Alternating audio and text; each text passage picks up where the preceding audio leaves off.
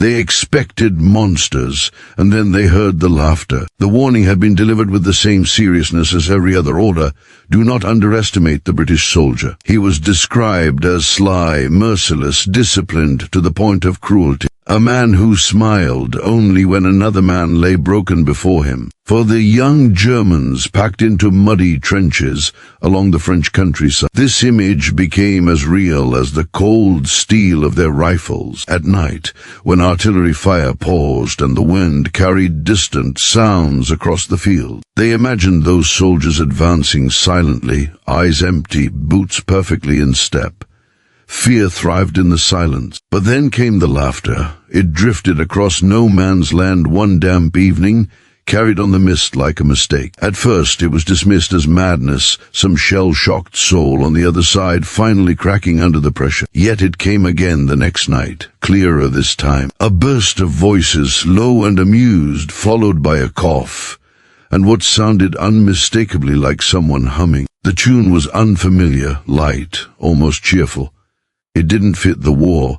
It didn't fit the enemy they had been taught to expect. Friedrich Keller was 19 and already felt older than his father. He had been at the front long enough to know that nothing survived here, optimism, innocence, or illusion. Still, that laughter unsettled him more than gunfire. Gunfire made sense. This did not. When he mentioned it to the older corporal beside him, the man spat into the mud and muttered that the British were mocking them, trying to weaken morale. But Friedrich noticed something else in the corporal's eyes: uncertainty. The rumors started quietly, as all dangerous ideas do. A captured German runner returned from brief British custody with an expression no one could quite read. He wasn't beaten. He wasn't starved. He was annoyed, angry, even but not afraid. When pressed, he said the British guard had offered him tea. Tea. The word spread through the trench like a spark falling into dry grass. Some laughed it off as humiliation, others as propaganda, but Friedrich couldn't forget it. Why would an enemy bother with tea? Days later, during a lull so complete it felt unreal, Friedrich was sent forward with binoculars to observe enemy movement. The land between them was torn and scarred, but beyond the wire he saw something strange. A British soldier sitting on an ammunition crate, boots off, socks drying on a rifle barrel like laundry on a line. Another man nearby was carefully shaving, using a piece of broken mirror. They looked tired, human, ordinary. This was not what Friedrich had been trained to see.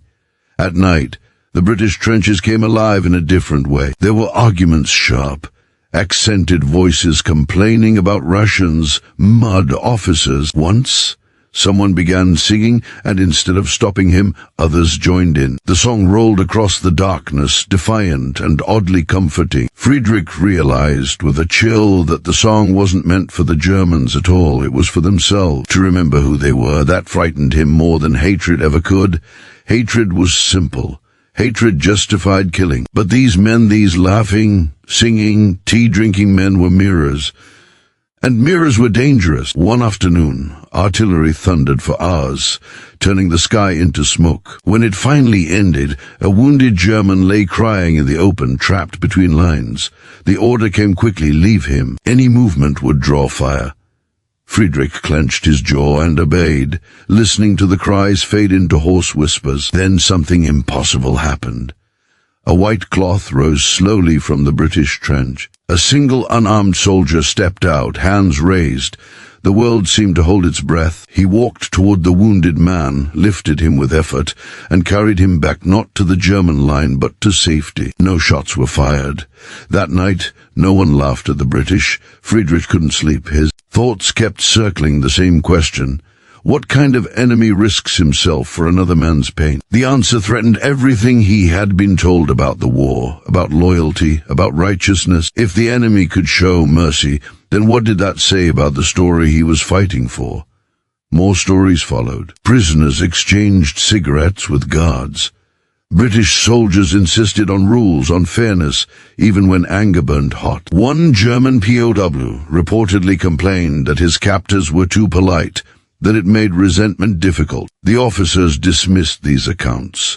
warning the men not to be fooled by weakness disguised as kindness. But doubt, once planted, does not ask permission to grow. Friedrich began to notice details he had ignored before. The British fired back fiercely when attacked, but they didn't shoot at medics, they didn't mock the dead. Sometimes, after a brutal exchange, the trenches fell quiet, and someone on the other side would shout a curse not cruel but weary. A shared exhaustion hung over the battlefield like fog. The war dragged on, and Friedrich's fear changed shape. He no longer feared the British as monsters. He feared them as men who might survive this with their humanity intact. What if they went home and remembered this as duty while he carried it as guilt? What if history listened to them more kindly? One freezing morning, as snow dusted the ruined earth, Friedrich heard laughter again, clearer now, closer. It was followed by a shouted joke about the cold and an exaggerated groan. Against his will, a short breath escaped Friedrich's lips. He almost laughed, too. He stopped himself, heart pounding, as if he had committed a crime. In that moment, he understood something profound and terrifying. The British soldiers were not trying to destroy his body alone. By remaining human, they were quietly dismantling the lie that only one side deserved to be. And once that lie cracked, the war inside Friedrich became far louder than the one raging around him. Up close, the image cracked long before the walls fell. When the British soldiers finally entered the town, they did not arrive like the storm the radio had promised. There were no wild eyes, no indiscriminate shouting, no boots crashing down doors for the thrill of it. Instead, they moved carefully through the narrow streets, weapons ready, but fingers disciplined, eyes scanning windows rather than faces. The town itself was already broken, stone buildings split open, shops, signs hanging crooked, the smell of smoke clinging to everything. War had passed through long before the British did. Anna Weiss watched from behind a shattered window pane, her breath shallow, her hands trembling despite her resolve to stay calm. She had been told that the British would humiliate them, that they would treat civilians like conquered animals. Her husband had repeated it often before he was sent east and stopped writing. So when she saw the first soldier pause to help an elderly man lift a fallen cart out of the road, her mind rejected the sight entirely. It took several long seconds before she accepted that it was real. The soldier spoke gently, his German clumsy but sincere. He smiled, apologized for the inconvenience, and moved on as if this small act mattered. Anna felt something loosen in her chest, fear, perhaps, or something heavier she hadn't named yet. Around her, neighbors whispered behind curtains, confused by the absence of cruelty they had braced themselves to endure. Children were the first to step forward. They always were. Hunger and curiosity outweighed fear. A boy no older than 10 approached a British patrol, staring openly at their uniforms. One of the soldiers knelt, offered him a piece of chocolate, and made a face when the child hesitated.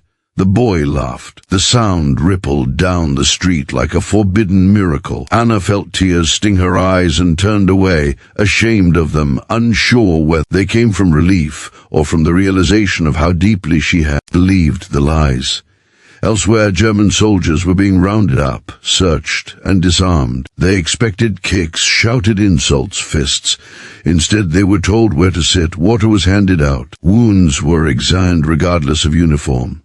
One young German private flinched violently when a British medic approached him, only to freeze in confusion as bandages were applied with professional care. The medic didn't meet his eyes, didn't offer comfort or condemnation. He simply did his job. That restraint unsettled them more than brutality would have. In a temporary holding area set up in a schoolyard, German prisoners whispered among themselves. Some were angry, convinced this was an act, a performance to be discarded once no one was watching. Others were simply exhausted, too tired to maintain hatred. A sergeant with a bandaged arm muttered that the British followed rules like religion. They're obsessed with it, he said. Lines, lists, fairness, it's maddening. No one laughed. As days passed, the prisoners were moved to camps. The fear lingered, but it changed shape. The British Guards enforced discipline strictly, yet predictably. Food arrived at regular times. Insults were rare, punishment measured. When a guard lost his temper, Another stepped in. It was not kindness in the sentimental sense, it was structure, restraint, something colder and perhaps more difficult to maintain than cruelty. One prisoner, an older man named Wilhelm Brandt, had served in the previous war. He watched everything closely, his sharp eyes missing little. He noticed how British soldiers turned away when prisoners relieved them, how they saluted their own dead even after burying German ones. He noticed that looting was punished swiftly. Once, a British soldier was publicly reprimanded for pocketing a watch from a ruined house. The act didn't go unnoticed among the prisoners. Respect, Wilhelm realized, was not demanded. It was demonstrated. Civilians, too, began to speak quietly among themselves. In kitchens and cellars, stories were exchanged like contraband. A woman whose home had been requisitioned said the soldiers had apologized and left money behind. A farmer claimed the British insisted on written permission before taking livestock. A priest whispered that they had asked before using the church as shelter and promised to leave it untouched. Each story chipped away at the terrifying image that had once felt immovable. Still, the tension never vanished entirely. No one forgot that these men carried weapons, that they represented defeat. But the absence of humiliation made space for something unexpected: dignity. The British did not try to erase the Germans standing before them. They controlled them, yes, but they did not strip them of their humanity. For the prisoners, this was the hardest part to reconcile. Hatred had fueled survival. Without it, the days stretched long and reflective. Some men grew bitter, resenting the enemy for not being cruel enough to justify their own action. Others began to feel a creeping shame. When a British guard shared a cigarette during a quiet shift, conversation followed despite language barriers. They spoke of homes, of weather, of food missed. No one mentioned ideology.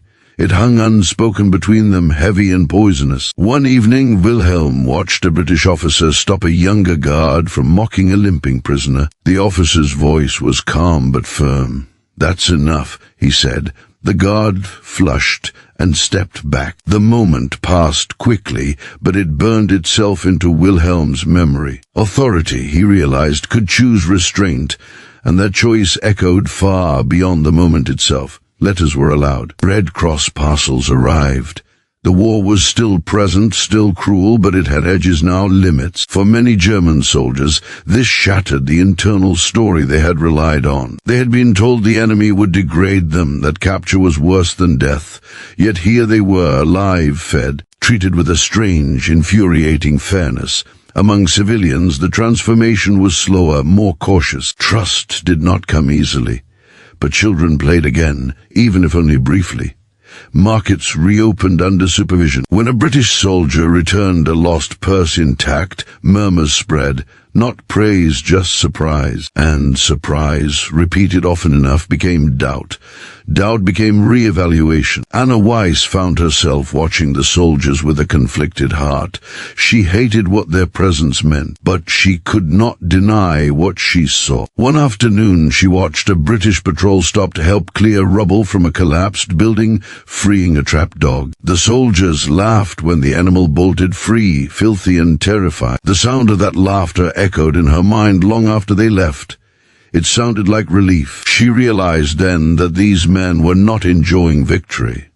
They were enduring it. For German prisoners and civilians alike, the British presence forced an uncomfortable truth into the open. Propaganda had required them to believe the enemy was less than human. Reality proved otherwise. And once that belief collapsed, it took many others with it. The image cracked not with violence but with consistency, with small acts repeated daily, with rules followed even when no one was watching, with restraint chosen again and again in a world that rewarded excess. By the time many Germans understood this, the war had already cost too much, but understanding, even late, had weight. It lingered. It followed them home, and long after the uniforms changed and the camps emptied, the memory of an enemy who refused to become monstrous remained quiet, persistent, impossible to erase. Years later, memory outlived uniforms, borders, and the slogans that once thundered from loudspeakers. The war ended not with clarity, but with silence. Cities lay in ruins, families searched for names that would never answer, and men returned home carrying more ghosts than belonging. For many German veterans, the loudest echoes were not of explosions, but of moments they could never quite explain to those who hadn't been there. When asked about the enemy, they paused, not out of fear, but out of complexity. Friedrich Keller survived. He returned to a Germany that no longer resembled the one he had marched away from as a boy. His uniform was gone, burned for warmth during the last desperate winter. Yet something invisible clung to him, memories that refused to fade. At night, when the world was quiet, he remembered the British laughter drifting across the fog, the unarmed soldier carrying a wounded man. The rules that had been followed even when hatred would have been easier. For years, Friedrich said nothing. Silence felt safer. Germany wanted rebuilding, not reflection. But memory has a way of demanding space. It rose in conversations with other veterans, first cautiously, then with surprising urgency. Over cheap beer and shared exhaustion, they spoke of captivity, of guards who insisted on fairness, of small kindnesses that made resentment complicated. No one called the British heroes. That would have been too simple. But neither could they reduce them to villains anymore. Wilhelm Brandt lived long enough to see his grandchildren ask questions. They wanted to know what the war was like, what the enemy had done. He surprised himself by telling them not about bombs or hunger first, but about dignity, about a British officer who stopped a guard from humiliating a prisoner, about salutes given to the dead regardless of uniform. His grandchildren listened, confused by the absence of hatred in his voice. Wilhelm didn't correct them. He wanted them to understand that history was not built from clean lines. Across Germany, similar stories surfaced, not loudly, not officially, but persistently. Memoirs written in careful language, conversations half-whispered at reunions. Former POWs admitted that captivity had shattered something fundamental inside them, the certainty that morality belonged exclusively to one side. Some found the realization unbearable, others found it liberating. Anna Weiss rebuilt her life brick by brick. The town healed slowly, scars never fully fading. She remembered the British soldiers long after they left, the way they had treated children, the way they had enforced discipline among themselves. When new political voices rose, offering simple enemies and easy blame, Anna felt a familiar chill. She recognized the tone. She had heard it before, and she remembered how wrong it had been. In time, former enemies met again, not as soldiers, but as civilians. Veterans' gatherings brought together men who had once tried to kill each other. The meetings were awkward, restrained. No one knew where to begin. But when conversation finally flowed, it avoided ideology and settled instead on shared suffering, cold nights, lost friends, the weight of survival. British veterans spoke of exhaustion, of doing their duty without losing themselves. German veterans listened, recognizing the same fear, the same doubt, reflected back at them. What surprised many Germans was not that the British remembered the war, but how they remembered it. There was no triumph in their voices, only gravity. Victory, it seemed, had not erased the cost. That realization altered something deep and permanent. It reframed defeat not as humiliation, but as a turning point away from something far worse. As decades passed, historians debated strategies, leaders' outcomes, but among those who had lived it, another truth endured. The British soldiers had fought fiercely, without hesitation. They had caused death, they had enforced occupation, yet they had also drawn a line and refused to cross it. That refusal mattered. It shaped memory. It shaped how former enemies rebuilt trust in a broken world. Friedrich, now an old man, once stood at a memorial where names from both sides were carved into stone. He traced the letters with trembling fingers, feeling no anger, only sadness, and an unexpected gratitude. He understood then that what had haunted him for so long was not fear of the enemy, but respect for them. Respect complicated guilt. Respect demanded honesty. He realized something else, too. The British soldiers had never tried to be remembered as merciful. They had simply chosen, again and again, not to abandon themselves. That choice echoed far beyond the war. It lived on in the stories told to children, in the resistance to easy hatred and the quiet understanding that power did not have to strip others of dignity to prove itself. The war ended, but its lessons waited patiently. They surfaced whenever new conflicts tempted people to dehumanize, to simplify, to forget. And in those moments, some Germans remembered an enemy who laughed in the dark, who followed rules when no one demanded it, who proved that even in history's bloodiest chapters, character could survive. That memory did not erase guilt. It did not undo loss. But it offered something rarer and more enduring, a standard, a reminder that even in war, the choices men make ripple far beyond the battlefield. And so, long after the last rifle fell silent, what Germans really remembered about British soldiers was not conquest, defeat, but the unsettling, transformative truth that humanity, when fiercely defended, could outlast even war itself.